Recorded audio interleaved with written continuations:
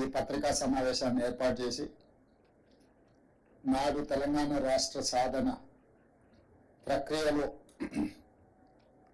అగ్రభాగాన నిలబడి తెలంగాణ ఉద్యమాన్ని పతాక స్థాయికి తీసుకెళ్లింది సింగరేణి గని కార్మికులు.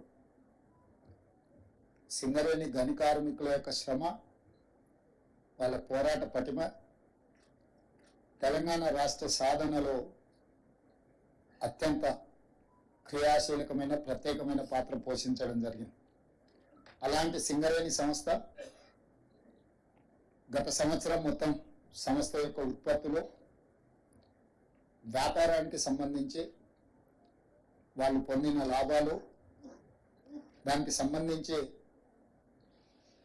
దసరా ముందు ఈ లాభాలలో వాళ్ళకు వాటాలను పంచడం ద్వారా సింగరేణి గని కార్మికుల యొక్క కుటుంబాలలో ఆనందాన్ని చూడాలన్న ఆలోచనతోని రాష్ట్ర ప్రభుత్వం, సింగరేణి సంస్థ యాజమాన్యం వాళ్ళకు బోనస్ ప్రకటించాలన్న ఒక మంచి ఆలోచనతోని ఈరోజు మా ఉప ముఖ్యమంత్రి బట్టి విక్రమార్క గారు ప్రతిపాదన తీసుకొని రావడం జరిగింది.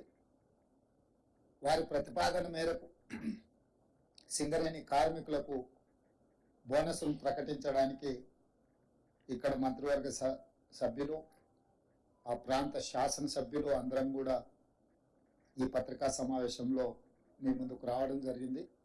దీనికి సంబంధించి పూర్తి వివరాలను పాత్రికేయ మిత్రులకు వివరించాల్సిందిగా ఉప ముఖ్యమంత్రి బట్టి విక్రమార్క గారికి సూచన చేస్తాం.